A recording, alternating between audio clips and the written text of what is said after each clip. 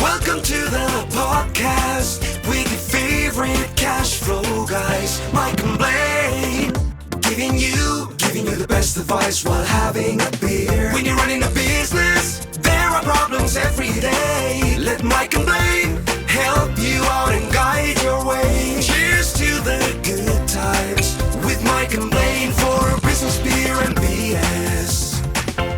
Forward to it all week. You are listening to Mike and Blaine, and we are live. I am Mike Mylan, also known as Cashflow Mike. That is my partner, Blaine Birch from Edmonton, Canada, the former, I guess, design agency owner that now is the CEO and founder of Dry Run Cashflow Forecasting. What's up, Blaine? Been looking forward to this all week, man. I'm excited. Got a good topic going. I got a good beer going. This is great, man. All right, so yeah, that's it's funny about topics. Like I was telling you right before we got on the air, I'm looking for something that's relevant. I'm looking for something that's kind of new and now, but unique, right? It's easy in business to just kind of get into a routine and just think that things are the same day after day after day, and then something catches your eye and you go, "Oh, didn't think of that." But why does that happen? So today I'm excited about. Hey, would you accept an upgrade? That's what we're going to be talking about.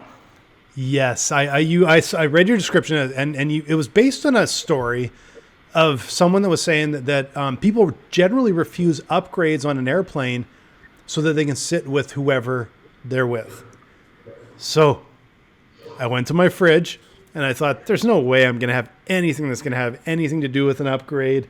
And then I found this one from Snake Lake, and Snakes Near a Plane triple IPA, and it's a 10%er, but I'm like, yeah, no, I'm diving into that. Snakes Near a Plane, that is awesome. And Snake Lake is a great brewery. So anyone, if you're in Alberta, you're traveling to Alberta, if you get to Sylvan Lake, that's where Snake Lake Brewing is, and they got terrific beer. Sylvan Lake's just a cool little town too, so good spot to check out. Well, you know what? I'm never quite as packed up in the fridge like you are, where I can steam my beers, right, for any potential thing that might come up as a podcast topic. But I went back this week to one of my favorite breweries, mainly because the Bluebonnets were kind of in full bloom here in Texas. If you've ever seen them, a field full of Bluebonnets are just fantastic. So I went with Texas Beer Company. They have one called Wild Texas Kolsch, and it was the Bluebonnets on the front, right, that nice. got me. So not 10%, so I can drink twice as many of these as you can. But it's a Kolsch. It's getting hot in Texas. These are great beers for when it's hot. I'm just going to limit to my 10%er, but I got to tell you, and this is embarrassing, but I'm going to admit it anyway. When I was in Austin in March, someone there was telling me, they said, "Hey, if you got time, go check or go look at the Bluebonnets." And I had no idea what he's talking about. I literally was kind of looking down the street, kind of going, expecting a bunch of ladies walking by with a big blue bonnet. I'm like, I don't know what you're talking about. Then he explained to me those are flowers. I had no idea. I guess I'm not botanist or whatever, but apparently they're beautiful. Everyone likes to talk about them, so now I feel like I need to see them sometime. Yeah, they're definitely beautiful, but they're aggressive. I'm telling you, if you plant one in the yard, you may have 1,000 next year. It's like be careful where you plant these things because they spread. That sounds pretty good though, because we tend to kill just about anything in our yard if we're because we just are not very good at keeping stuff alive. So we need hardy stuff. I don't know that.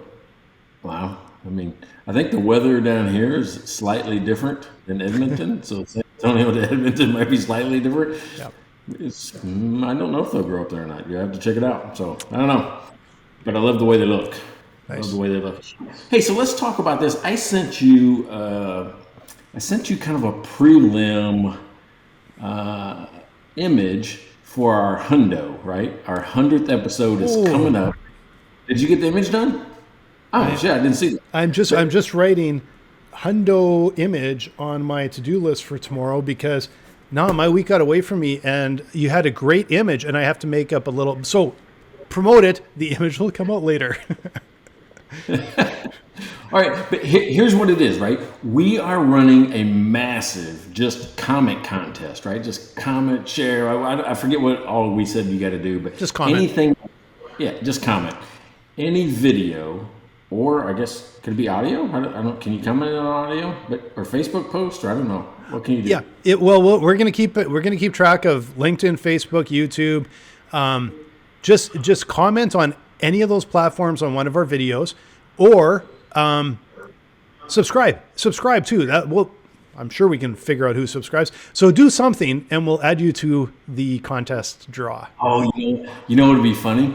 All right, not funny. It'd be cool is if, because I saw you putting together the Google sheet, right? So everybody's commenting. You're already putting them in a list. Let's have ChatGPT say, pick an email at random from this list. Oh yeah, no, let's do that. Yeah, and we'll see if it can actually do it without breaking. Or apologizing. I apologize as ChatGPT. I am a artificial intelligence and I'm not allowed to pick. But here's one I'm going to pick, because it always, no matter what you ask, it says I can't do it. There's no way I could possibly do it. Here it is, and it does it anyway. So yeah. All right. So let's do that. But let's kind of explain. So any episode between 90 and 100, right? So any episode between 90 and 100, you comment on in any format that we find and see. We'll throw you in for an entry. Yep. Right? You get entered in. Now you can enter 10 times, right? 10 comments, but they have to be on different episodes, right? So you can't do 10 comments on one episode. It's got to be like one per episode. Yeah. So Mike making rules up on the fly. I love it. Yeah. See, I mean, look at that. I just think of shit. I just go, man. Just go. But here's what you win, right? Here's what I'm excited about, right? We have a Mike and Blaine prize pack, right? It's the hundo, what we call it. But and the hundo prize pack is you get a Mike and Blaine t-shirt, a Mike and Blaine coffee mug. You get a signed copy of all three of our books, right? So that's just to begin with. Then you're also going to get I'm talking about 4 episodes where you are the sponsor of choice, where we talk about you and your business for those 4 episodes, or even include you if you want to come on. You don't have to, but you can come on for a 15-minute interview if you want to. That's really just a bonus, right? You don't have to do that. What else was it? I felt 3 months of dry run, right? So you get 3 months of dry run, the cash flow forecasting software that Blaine is the CEO of and built. And you also get an hour with me, right? So I'm going to look at your business with you and give you advice like cash flow Mike would in the way that we do. So all of that is what you get in this hundo prize pack. So for the 100th episode. And that's a longer clap than I thought it was going to be. And keep in mind, guys, like Mike's time and a few months of dry run, we're talking thousands of bucks and a shirt. Like, man, this is good stuff. Comment, follow us, like us, do all that fun stuff. But just comment. Tell us what you thought about an episode, and hopefully it's something nice. Yeah. And if it's not, we like that too. We're okay with that too. Think about it. We've been trolled a couple times. I think it's funny. So I like when somebody says, you guys are totally wrong or off base. You don't know what the fuck you're talking about. Well, sometimes that's true. You got to remember, we pick the topic minutes before we come on air. Yeah. So sometimes we don't know anything about it, like today. Exactly, because if you want to be today, recent, relevant, you got to pick the topic right before you come on. You can't pick it 3 months ago because it's no longer relevant. So that's why we do it. That's the only reason. It has nothing to do with us not taking the time to plan out episodes way further in advance. All right, so here's the thing. The article came out May 23rd.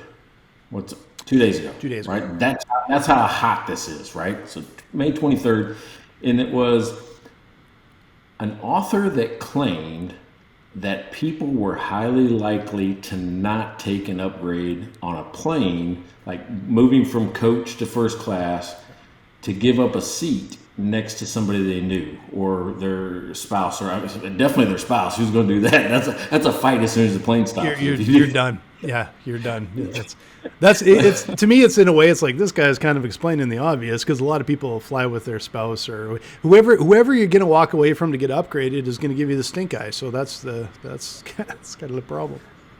Okay, so it used to be I was a super flyer person for Alaska Airlines, and I got upgraded like 90% of the time, right? So I've been on both sides of the coin of this, on taking the upgrade and not taking the upgrade. So anytime I was with, Courtney, I'm not taking the upgrade. I'm like, Exactly. because she was just sitting there like going, are you moving? I'm like, nope, I'm moving because they're right here. But if Shane's listening, right? So Shane is my best friend up in Tacoma. If he's listening, he knows that I took the upgrade. He knows he'll call bullshit on me in a second if I say that I never take the upgrade, because I took it on him, and he was sending me flip off pictures from the back of the plane to the front of the plane on the free text apps or whatever, because he was mad at me. So then I took the free drinks from first class and walked them back to him. Nice. That's a really nice thing to do, because I think I would have sent him back another flip off.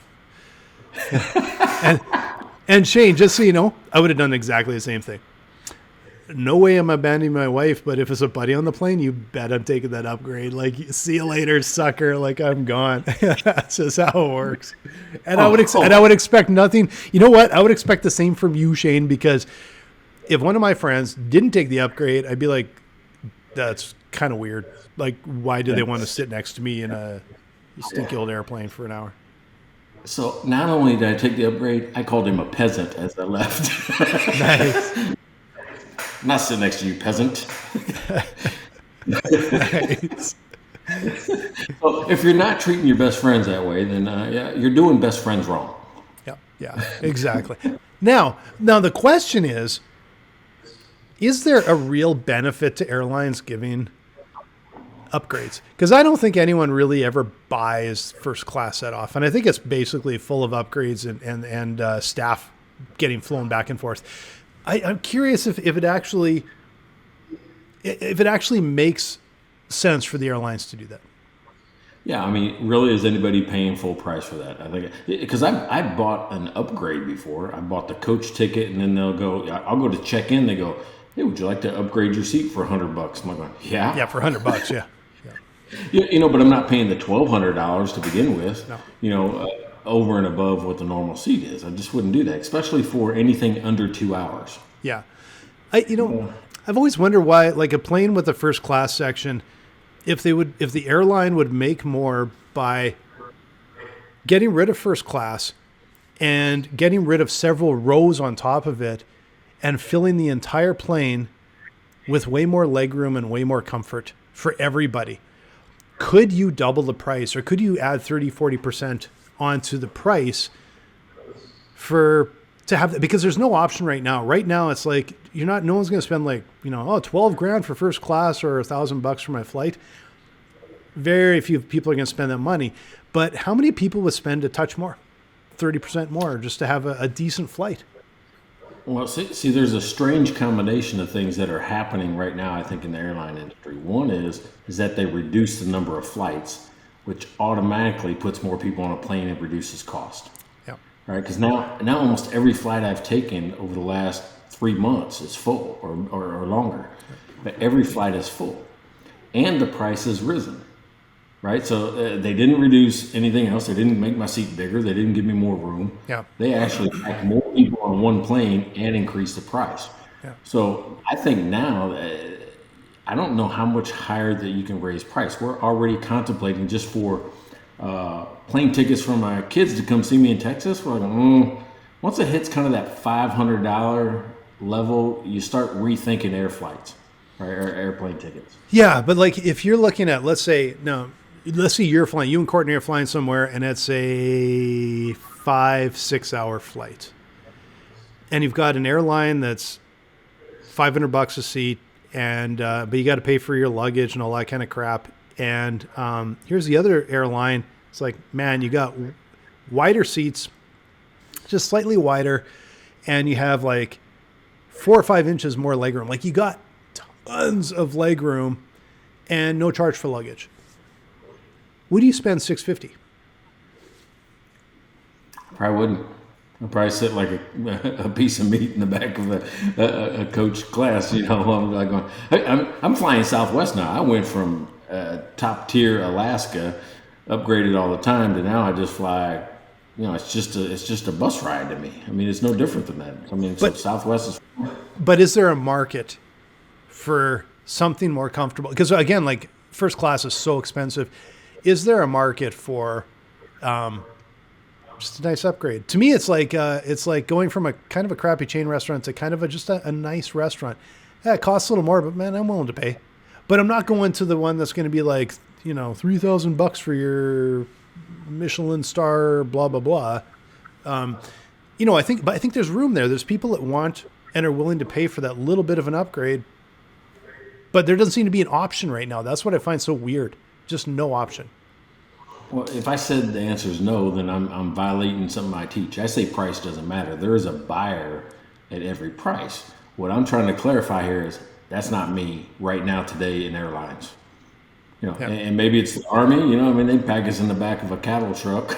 There's many people you can get in the back of a truck, and we just ride together like this, shoulder to shoulder. So I don't know that I'm that buyer today, me. Yeah. But there is a guy out there that is the buyer. Yeah, and I think to me it's the length of the flight. 2-3 hours. I don't care. 6, 12 hours, like one of those really long overseas, oh my God, flights. I'd pay a little more for that. Well, nowadays, those type of flights, those type of planes have like the laid back recliner sleeper areas in them as well. Yeah. Of course, you're going to kind of bump up to that if it's a 12-hour flight. You're like, I'm not going to sit in a cattle car for 12 hours. That's what I'm saying. Most of my flights now are 2 hours or less. Yeah, those are a little different. Yeah. But I think we're just circling back to an interesting conversation here. But what it comes back to me is, can other businesses use these upgrades, these free add-ons effectively? Does it help, or is giving something away for free, does it devalue, or can it actually help? I'm curious what you think on that. Yeah, I actually wrote an article. I could probably go back 5-7 years, and there's an article somewhere about free versus freemium and those type of things. Meaning, is there a value to free? Because most people will tell you that they put no stock, they put no value in getting something for free. They're like going, well, if you're giving it away for free, it doesn't hold much, right? That's why a lot of my clients that do seminars will charge at least $50 or $100, just because they know that the show rate, the engagement rate is higher. If somebody puts in $50 or $100, they're more likely to show up and come to the event than for free. Yeah. Same thing with these webinars. I just did a webinar last week. 860 people register, 250 people will say show up. Yeah. Well, why? Well, because it's free. It's free. If you had to pay $50, probably 700 people would show up because they didn't have a conflict. Except you'd only sell 150 of them.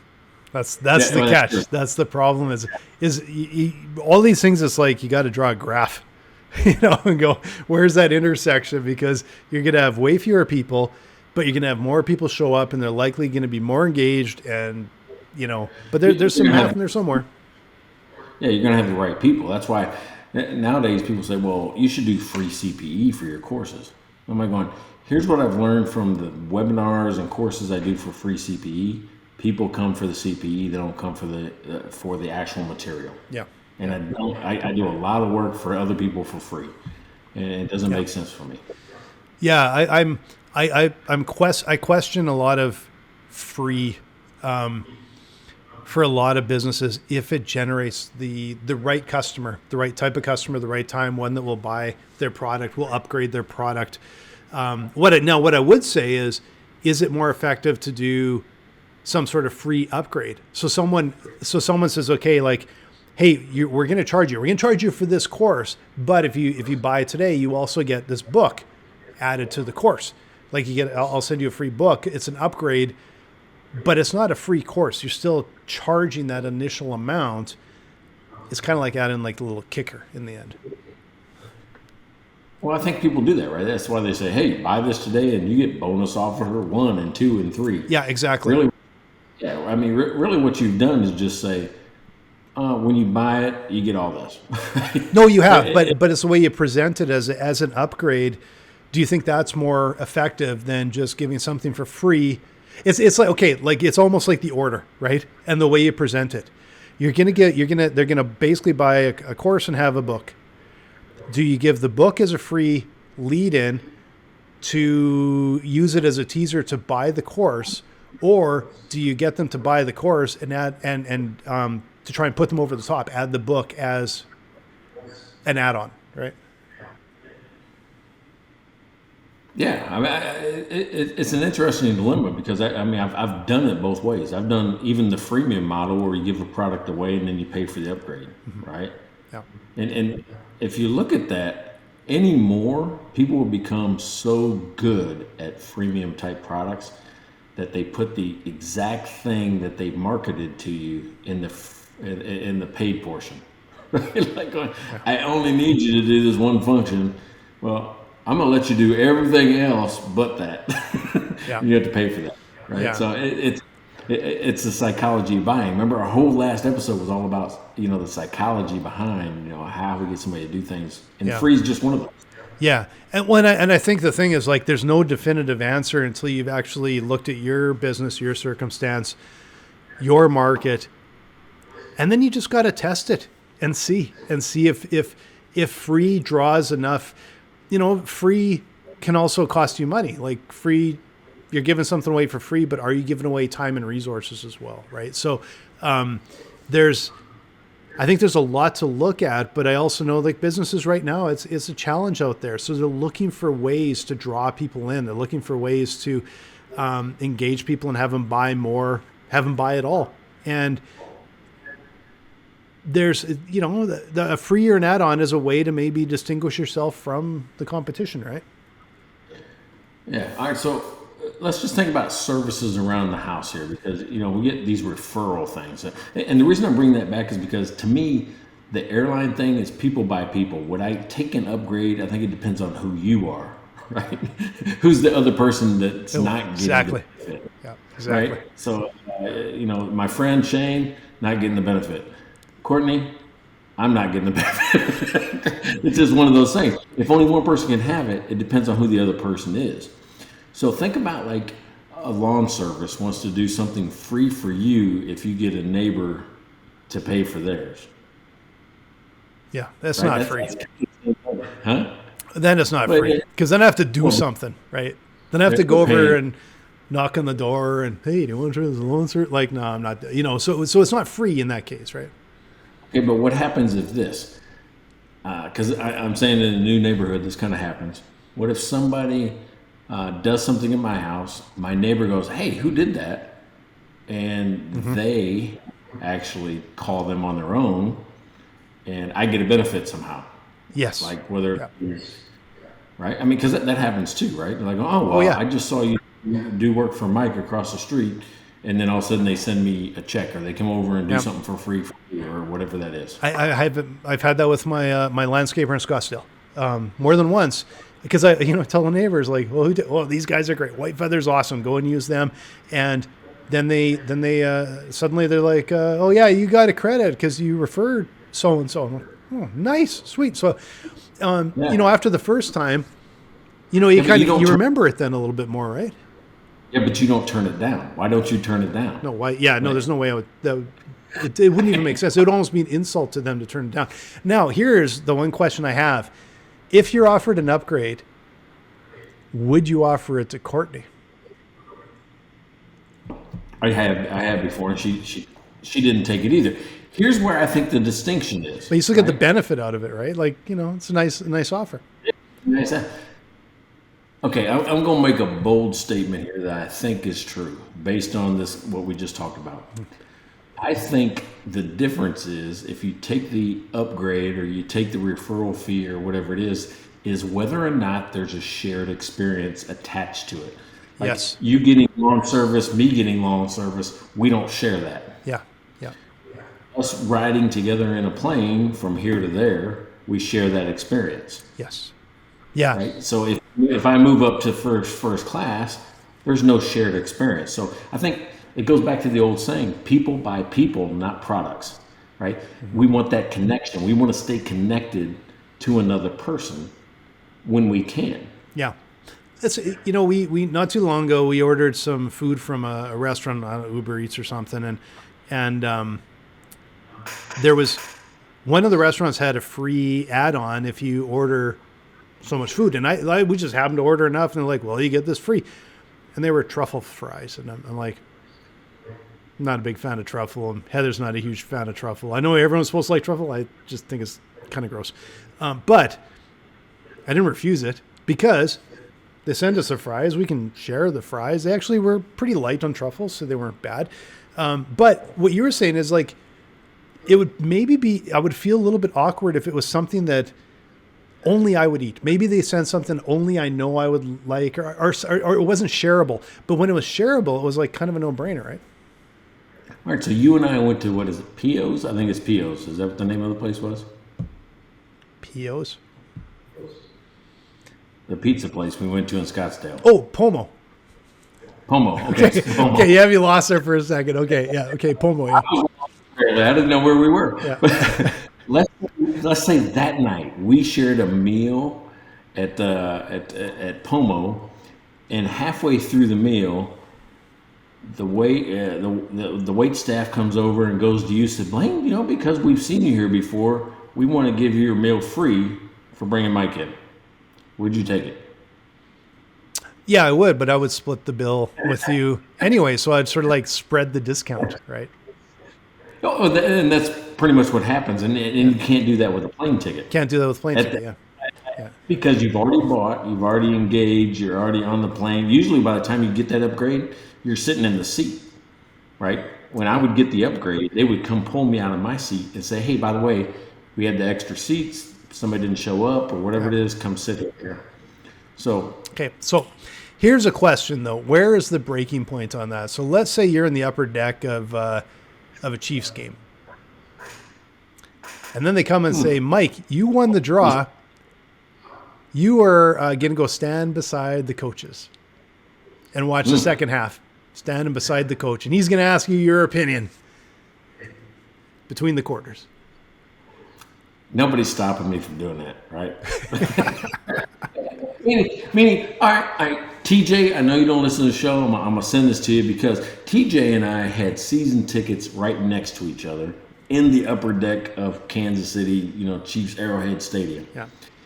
If we were sitting there together, shoulder to shoulder, and they said, Mike, you get to come down and sit next to Andy Reid and give him advice on the second half, TJ would go, dude, you better get your ass down there. I'm telling you, nobody's going to stop anybody from doing that. It's not like now, Courtney might be mad. that's where you draw the line, right? But that's the best friend rule, right? Yeah. Which is like my best friend's like going, get down there. Yeah. And then Courtney's like going, you better not leave me up here by myself with these people. Exactly. Yeah. Because of the shared experience. She can't share the coaching experience. I think that's the line. You asked what's the line? I think the line is shared experience. So I think there's something to that if you are doing an add-on or a promotion, not like it depends, of course, on a business and everything else, but there is potentially this added benefit of being able to share something. Like imagine a restaurant. Some restaurants, they'll find out it's your birthday and they bring you a little dessert, right? I wonder if it would be worth it for them to bring dessert for everyone at the table. Because like that would be memorable. And they'd be like, Frig, we're coming here every bloody birthday for the rest of our lives. And it doesn't even have to be a fancy dessert. I actually think that it would be a really kind of fancy dessert for the person it's their birthday, or like just a small scoop of gelato for everyone at the table. I think most people would go, man, that's awesome. They give it to the entire table. They would probably, I would think that'd be even a bigger hit and maybe even less or no more investment. Yeah, I actually like that. And I think you see that more and more where they'll bring out a decent sized dessert and they'll give multiple spoons or forks, right? They'll bring it out as, a shared experience, where like, hey, here's something for you to share. Yeah. So it might be worth it to say, hey, here's something for the birthday table, Yeah. And to bring in 8 bowls of ice cream or, whatever that is. I mean, something that doesn't cost very much, I'm sure. Yeah. Hey, by the way, I got this text from neighbor Pat, and I'm it's getting very, very close to sad day for me, right? He's getting ready to move away. He said he's sponsoring next week. All right. So I'm getting a beer from neighbor Pat. I think it's going to be one of the last times that I get a beer from him next week. But he texted me, I'm going to say about 10 minutes ago, so who knows what we're talking about. It must be leg room. He says, short people don't need the leg room. So is that me? Is it who's short? Which one of us is short? I'm telling you what, even the smallest person still feels cramped on an airplane. I don't care if you're tall or not. I mean, everybody feels cramped. It's not like a big benefit to be smaller on an airplane. Yeah, no, I think everyone feels cramped. Really tall people, it's got to be awful. But what I will say is Pat just commented on an episode. So Pat, you are in the draw, and because you're sponsoring next week, you get two. You get another line in the draw there. He gets two lines in the draw. At least two. Yeah.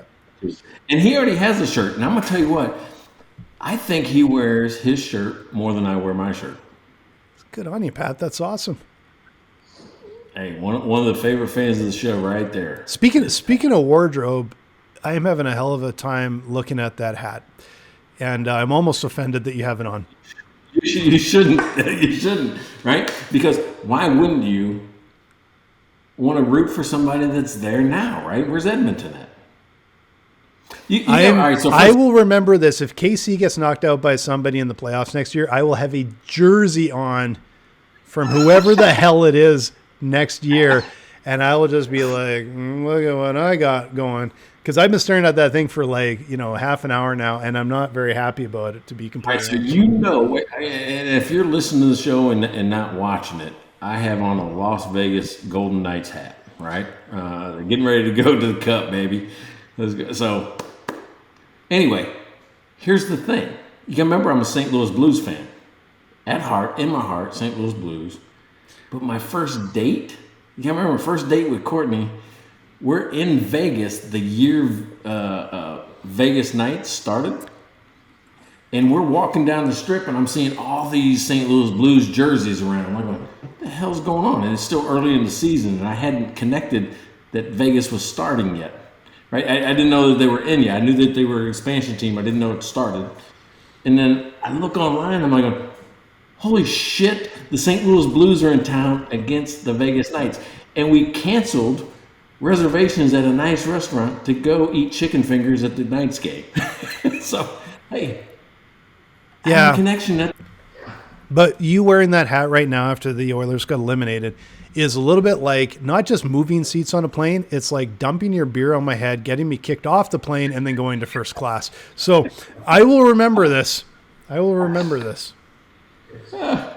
What? No, this isn't new information to you, right? It's not like I surprised you today with the Vegas hat. Yeah, but this was not a day to probably wear the Vegas hat. The only thing worse you could do is wear a Flames hat, so we'll just keep it at Don't that. have one. There's only 2 hockey hats I'll ever have. This one because I have a connection at the heart with first date with Courtney. The second one is the Blues. It's always going to be the Blues. You're not gonna talk your way out of that one, man. Yeah, probably not. Why not? But find it in your heart to. You want me to take it off? Look at that. That's why I put it on, because the hair wasn't combed today. Hair wasn't combed. Well, me neither. That's true. So, hey, speaking of not combing our hair and giving upgrades, talk about dry run and how. I guess it's me. It's you this week. I was going to do a nice segue, and I was trying to think of one. I've been trying to think of one for the last 10 minutes. Like, how do I do a good segue? Watch for a good segue. So, over to Cashflow Mike. All right. So, hey, if you're the type of accountant, I'm going to go to accountants right now that everybody tells you should be part of advisory services. Everybody tells you that you need to add that to your tax practice, but you don't know how. You don't know how to get started. I've got a program called Pathfinder where I teach you not only the fundamental concepts of how to maximize cash in a business, interpret ratios and turn them into actions, but I also have a built with you advisory services program, how to build it, how to grow it, how to sell it, how to execute it all in one. So a 12-week package, or you're ready to go in 90 days giving advisory services to your clients. And at the end, I now have a professional certification, Clear Path to Cash Professional. So you can become one of the Clear Path to Cash professionals, earn the designation, get ongoing support thereafter. And guess what? I'm building an app too. So a lot of the calculations I'm building are in an app for you to use with your clients. Only available to what I call CPs, Clear Path to Cash Professionals. I'm Cashflow Mike. And where do they find you? And they can find me at There we cashflowmike.com go. or at your favorite podcast store. Just comment and we'll comment back, and you can find Mike. That's right. If you comment on an episode, I will find you. Yeah, exactly. But cashflowmike.com. So that's got to remember that. Got to remember that. Super valuable. Right on. So, okay. I appreciate that. There's no real good way to segue that unless I was watching, but I just didn't. There wasn't a way to do it. So here's the segue. All right. Would you deny yourself an upgrade to an advisory services that works for you and your clients? Not only that, puts cash in your pocket. If not, contact me, cashflowmike at cashflowmike.com. yeah, perfect. Damn good, man. I should be something like that. That should have been my career. Oh yeah. Yeah, 1920s radio announcer. Yeah, exactly. Just got away to live commercials. And speaking of which, Dry Run, Cashflow Mike, we're sponsoring the show all the time. But we're always open to sponsors. We've had sponsors before. We've had beer sponsors before. We're always looking for some sponsors. You want to get a little buzz? Come talk with us. We'll get you set up. Ooh, I like how you did that. You said you want to get a little buzz, kind of like we do during the show. I'm almost through this. This went down a little too quick. This is a delicious beer from Snake Lake. Snakes in the Airplane. It's terrific, but it's a little heavy. So I'm gonna dial in here. I'll have a sip of water and dial in. All right, so let's dig in though to this connection thing. All right, how can a small business take that revelation? Let's just say, I don't know if it's a revelation, that's kind of too powerful a word, but if we say that people respond to the connection, the shared experience, what are things that you think Main Street America could do to take advantage of that, to really exploit it? Well, I don't know. You've actually owned a restaurant before and a bar, and I've never owned them before, but I wonder if the promotions, if they would be better, is there an opportunity to say, we will give you, instead of like a free dinner if you win this or whatever, or a free beer or whatever, we will give you 2 desserts, or we will give, encouraging, or maybe like the birthday thing that says we will give everyone at your table free dessert. And just try and bring in a bigger crowd. Now, I guess the downside is then they all come in for the free dessert and walk out the door, and maybe don't do anything. So I get the downside of it, but what I wonder is how many businesses might be able to tap into, instead of giving one thing away for free, give something that you want to do with another person, like something collaborative, something where it's brings that status or that something else, right? Like you said, imagine if every time you got on, instead of getting upgraded, what if every other flight they upgraded both you and Courtney? Imagine what that would do, right? Yeah, you're right. Definitely. But then I would start to expect it, right? It's one of those things where in my mind as a consumer, I'm like, oh, wait a second, you always do this for, and if they ever stopped it, yeah, it would be hurtful, right? So, you mentioned I own restaurant, bars, and everybody used to say, "Oh, this is like Cheers." Well, why is it like Cheers, right? You think about what Cheers was. It was like everybody knows your name. Yeah. So in the bar and restaurant world, those are regulars, right? Regulars, people that come in. And I don't care now. You can go to Olive Garden and there'll be people there that are on the wait staff that say, "Oh yeah, those are my regulars. They come in every Tuesday and they do this." Well, why do they do that?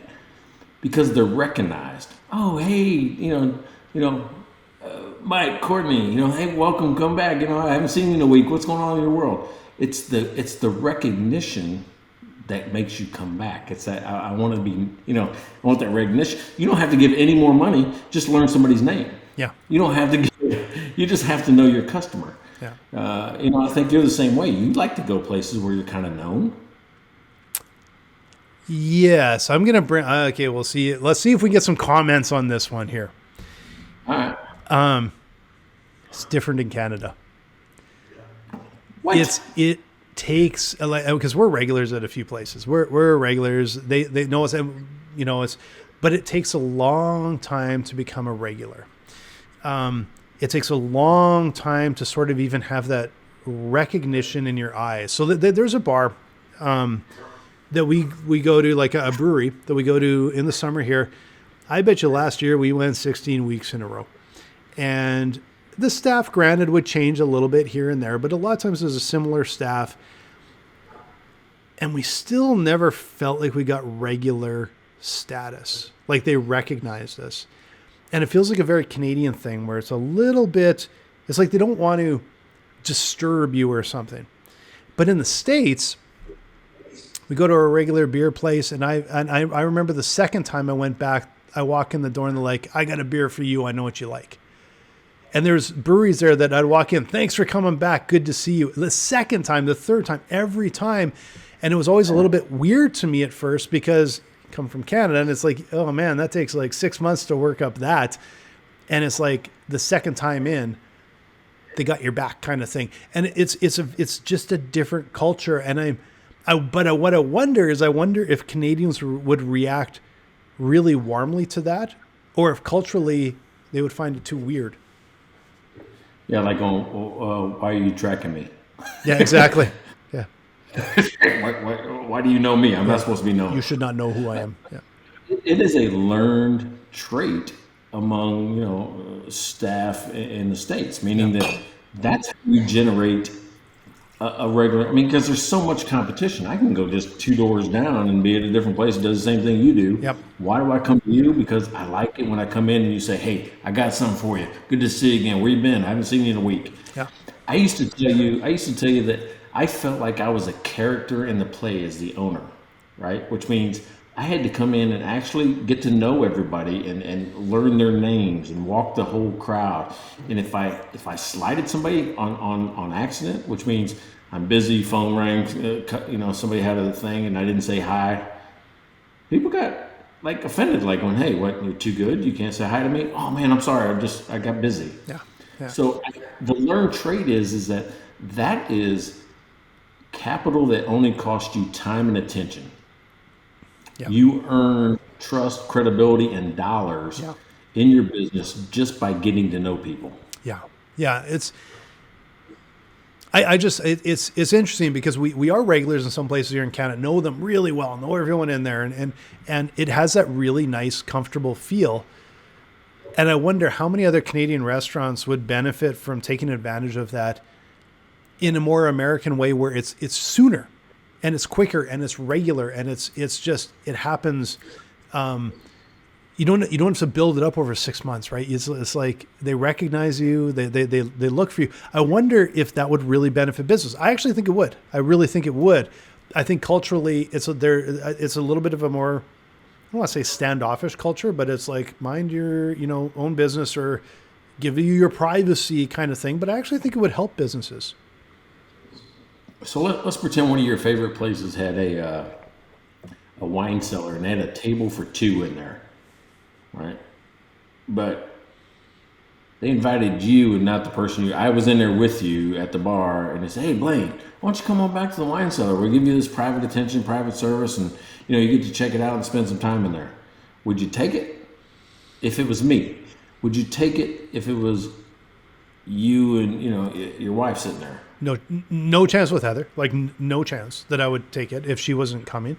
With you, that's a wine cellar. I don't really care. But if it was like, "Hey, we're going to show you this brewery and we got a keg back here that no one's been able to taste the beer ever, and it's like select group and all that," I would probably say, "Hey, can Mike come?"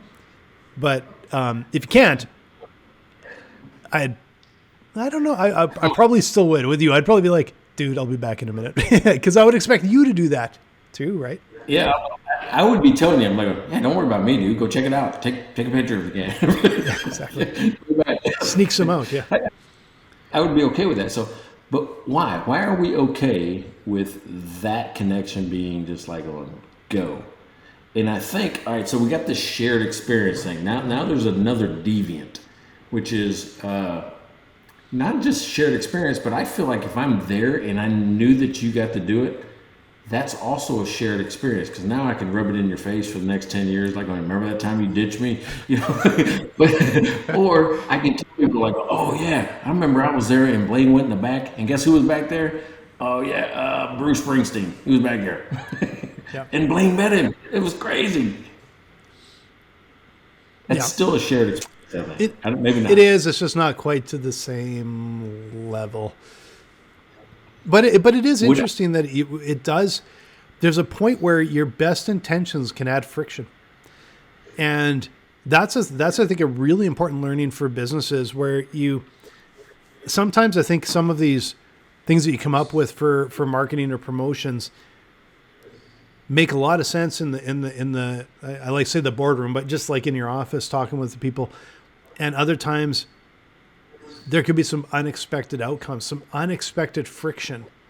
And like I always say with these things, it's like, as I've learned over and over again, you try things and you think it's going to be brilliant. And you're like, I've learned over and over again, test it quick, test it small, test it cheap, validate before you really invest in something, because there's always surprises, always surprises. And I think these promos are exactly the same thing. There's things that you just might find out that a much more effective way, or some friction that you just didn't expect to happen. Yeah, I think the testing and analyzing and collecting data on all these different scenarios is always a given. You have to, right?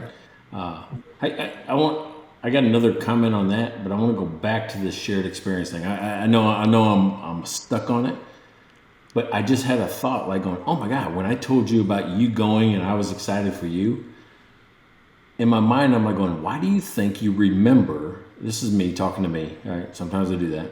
Why do you think you remember that plane ride from Seattle to St. Louis with Shane when you didn't even sit by him? Why do you remember that? It was that one thing where I moved into a different seat, right? Yeah. The shared experience was that, because then he ribs me about it, like, "Oh, remember you ditched me and you were," you know. Yeah. So there is a shared experience there, even though we weren't together. Yeah. It was a funny story, because any other plane ride we don't remember, and we went all over the country together, you know, from Texas to Phoenix to St. Louis. Yeah. All right. So back to the testing, analyzing, all that. Most businesses, I'm trying to figure out how you can capitalize on a shared experience, because I think to me, that's what I'm learning today, is that's pretty important in any promotion, especially if you're looking to grow your audience. Yeah. And I think that's what we're talking about here. I'm trying to grow, and I'm using you, my current customer, to generate interest with other customers. Well, or create a community, or, you know, I don't know. I think it has a lot to do with your audience, knowing your audience. And like, if you're talking, like, if you're a restaurant, a bar, people rarely go by themselves. I know sometimes they do, but rarely do they go by themselves. Eating out at a restaurant or bar tends to be a group activity. So it seems to lend itself to make those promotions work for a group, at least a couple, because you probably will have a lot more success with it. Or I know you could, like, you get an appetizer and you share it, but what if it was, you get 2 like mini desserts, or like make it build on it as a shared experience. But then there's some businesses that, what if you're a business that, you know, buying tires, probably not as much of a shared experience, right? So there are businesses that's like that. I don't know if that's part of it, but can I get up a step up on my competitor across the street? Yeah, unless we bought tires together at the same time and you got 25% off or 30% off because we did it at the same time. Yeah, but that's tough, because like, if you came to me and said, "Hey, I got 25% off tires," I'm like, yeah, I got more than 25% life on my tires. Like, it's hard to time that sort of thing, right? So I think there's some things that just don't lend itself to that. But you know, like, is there a novel thing where it's like, hey, 10% off tires, or hey, we'll install your tires, but we're going to put on the special tire coating that's going to make them absolutely unbelievable. And a month from now, we're going to show up at your house and do it again. I don't know. Like then people are seeing your nicely slick tires. Maybe that was probably a bad example, but that's the problem with having like a live show, right? Is you're like coming up with stuff on the fly. But you know, what if you made the waiting room? Remember how so think about the tire shop. And dude, I'm totally making this stuff up. But the tire shop, and you got 6 people in the tire shop waiting room, Yep. and all of we now have a shared experience. We're all getting tires together, but there's nothing about it that's memorable because I don't know any of these people. What if there was some type of Thunderdome activity, whereas one of you are going to get free tires if this happens?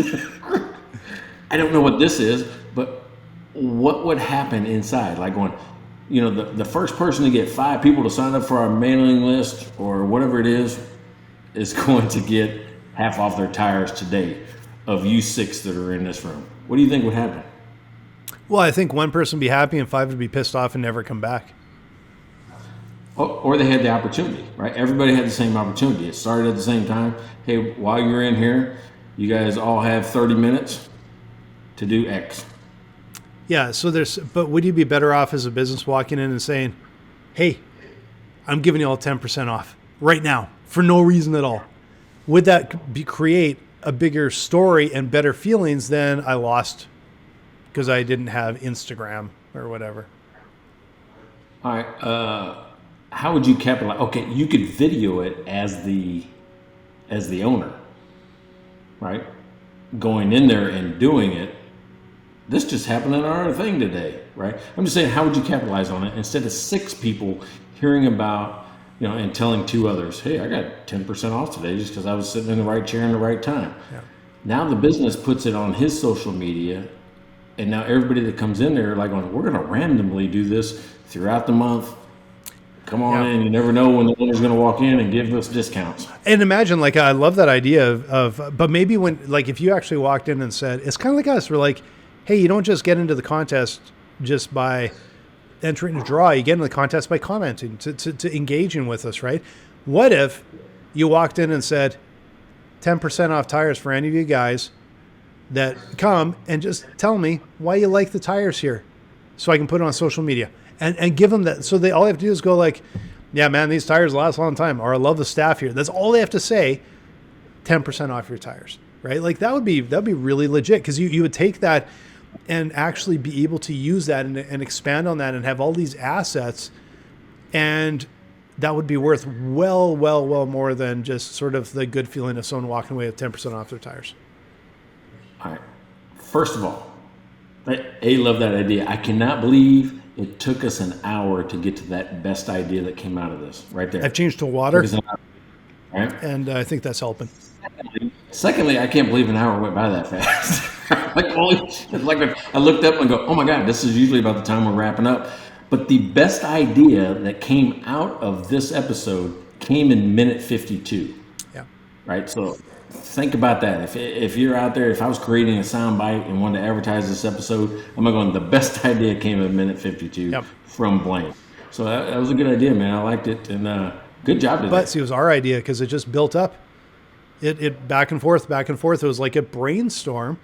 And we were talking about community and getting people involved and how do you work with them together, and how do you, and I think that's something that that we sort of learned today. Is I think there are ways to take a free or a promotion or an upgrade add-on and stretch it much further than just a typical, you know, in the dark, here's your 10% off that no one's ever going to hear about. Yeah. Oh, dude, and I've got to tell you, what you said right there, this was classic brainstorming. That should be happening in your business, in your conference rooms. And what I liked about it is it's a variation of improv, classic improv. Yes, and, right? And where you just kind of build, and the whole scenario kind of falls in front of itself. So, yeah, that's exactly how brainstorming should happen in the business right there. Yeah, absolutely. Now, make sure Make sure you comment on this episode or any of the episodes from 90 to 100. We're 92. Comment on any of our episodes, whether it's on YouTube, on Facebook, on LinkedIn, or send me or Mike a text and comment on it. We'll also add you into the draw, and you will be entered into the draw for the Hundo Super Pack. It is called the Hundo Super Pack, right? The Hundo Super Pack that we will have a picture of online soon when Blaine gets around to it, because he forgot. And but make sure you comment, because it's going to be a really cool draw with a whole pile of stuff that's worth a whole pile of money. So it's going to be good for you. Dude, another great episode. We are closing in on 100. It's Mike and Blaine. I'm Mike Mylan. That is Blaine Birch, and we love doing this show. Thanks for being with us. Check out their website at mikeandblaine.com. Then subscribe to the podcast and buy these guys a beer.